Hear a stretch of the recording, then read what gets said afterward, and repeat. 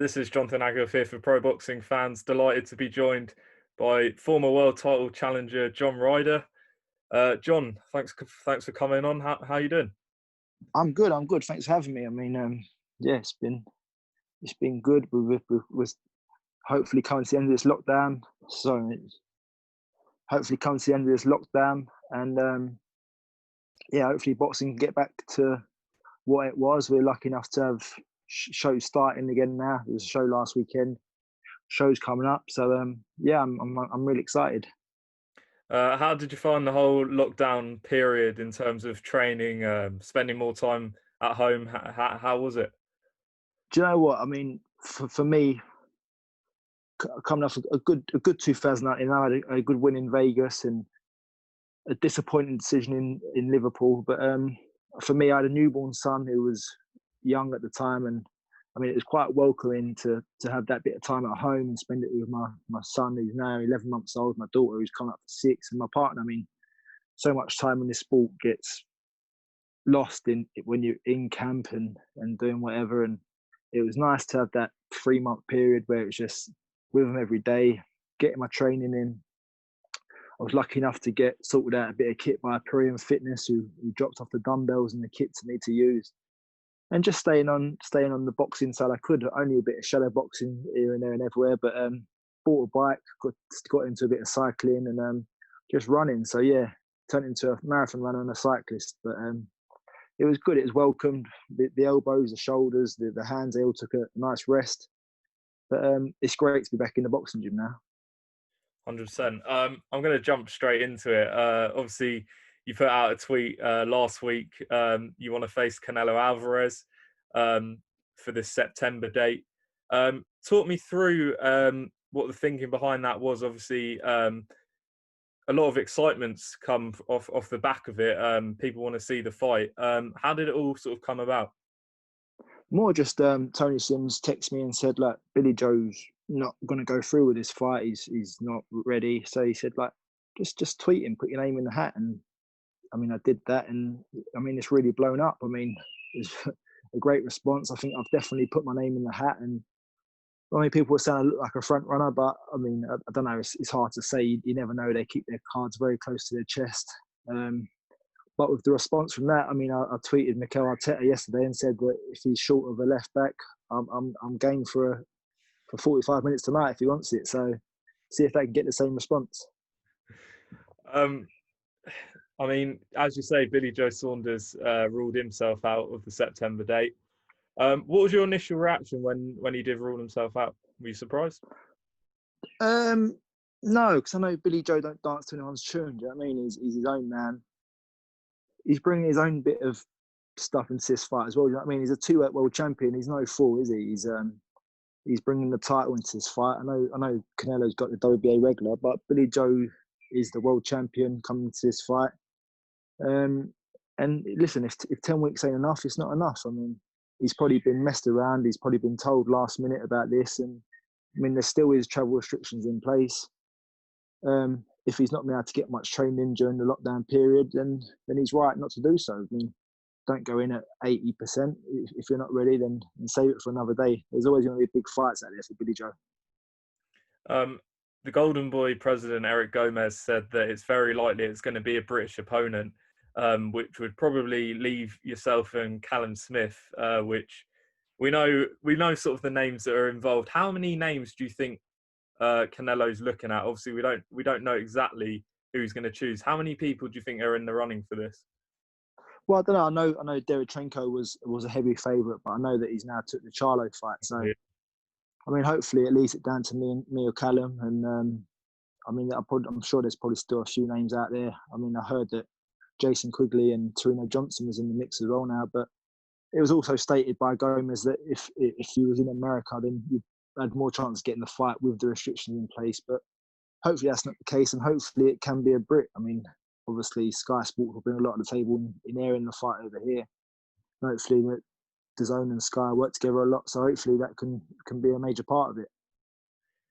What do you think specifically is going to be the deciding factor? Obviously, in terms of Callum Smith, he will bring that WBA Super World title and the Ring Magazine belt.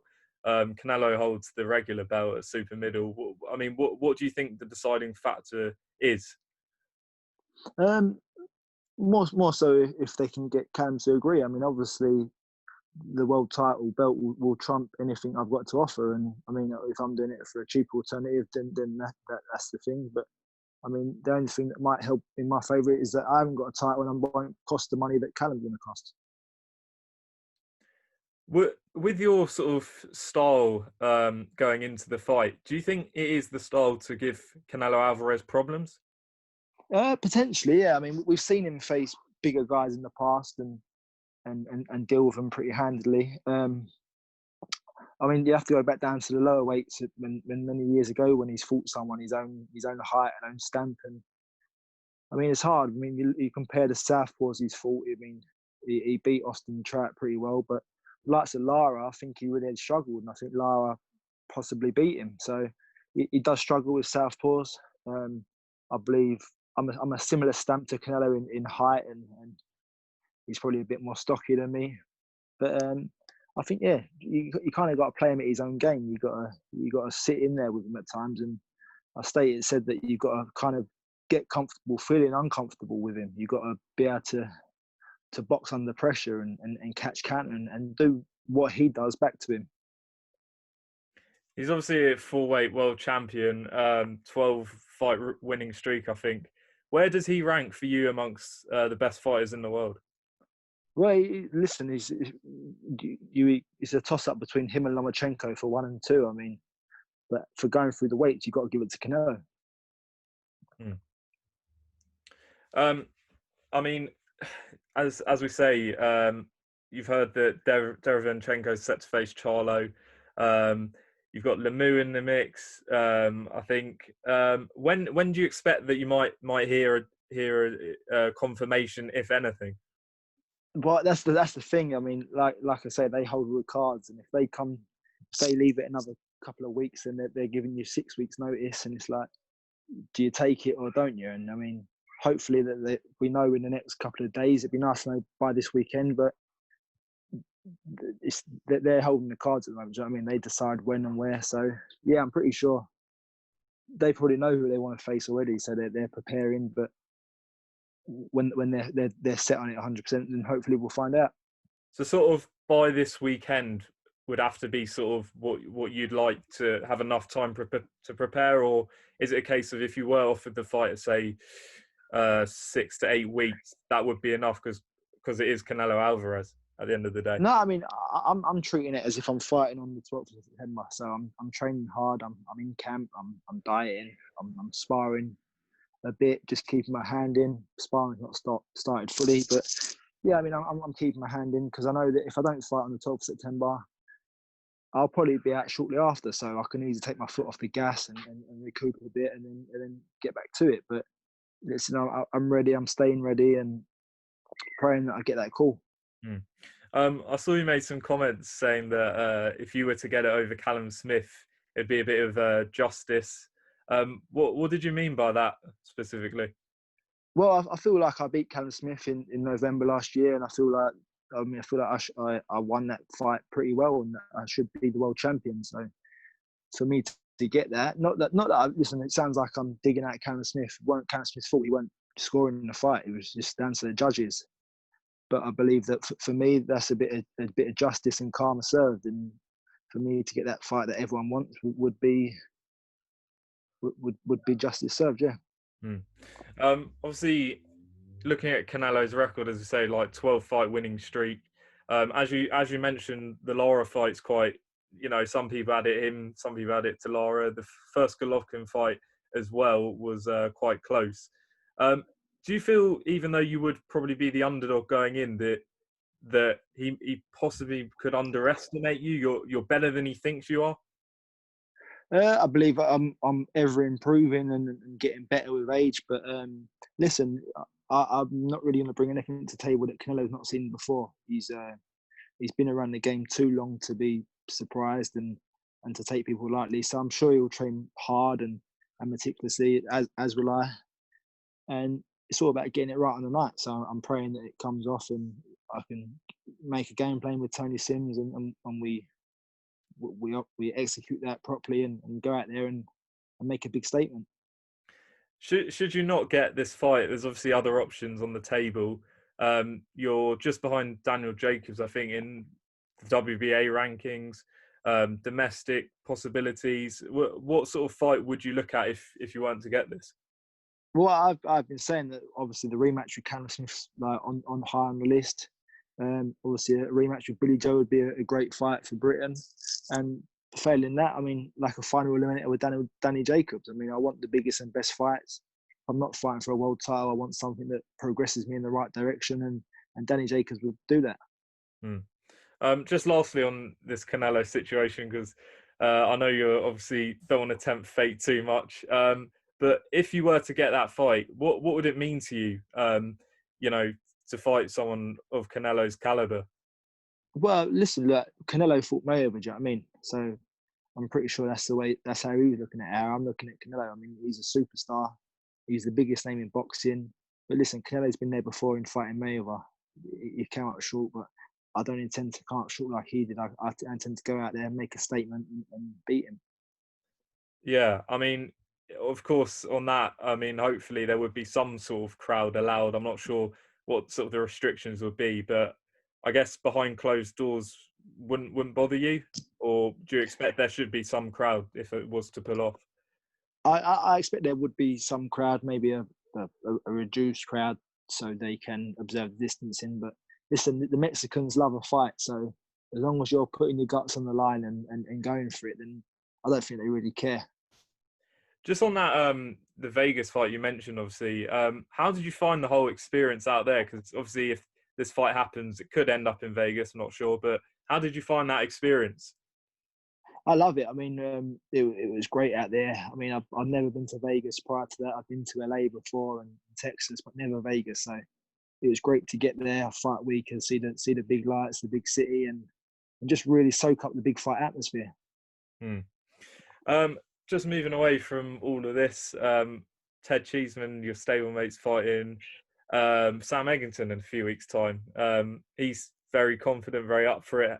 Are you backing him to win, I'm sure? Yeah, all the way, 110%. Ted had a nightmare year last year with the European title.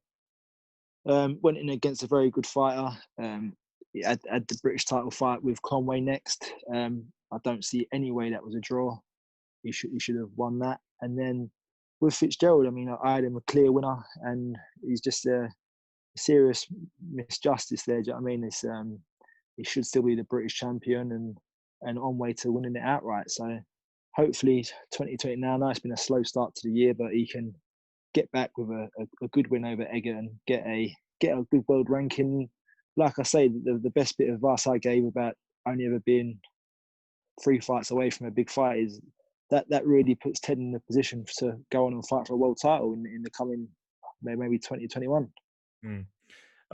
Lastly, obviously, just touching on that defeat to Callum Smith in November. It was a brilliant fight out in Liverpool. A lot of people had you winning the fight. It was split opinion. How do you sort of reflect on it all these months later, and how, having had that experience, surely when you are presented with another, whether it's world title opportunity or big fight, that you're prepared like you were, having had that experience? It's weird because I know that people say Callum had an off night, and I think that I'm really being discredited there because I boxed out my skin that night. I boxed great. Listen, you might have had an off night, but people need to give me the credit I deserve and know that I'm ever improving, getting better with age, and really, really becoming more of a student of the game, learning all the time, executing game plans to perfection. And I do feel that I was discredited and on my performance. Everyone said, yeah, I boxed well, but everyone was quick to say how bad Callum boxed. Maybe he did an off night, but maybe I made him look bad. And I believe that we went out there to make him look bad, and we did.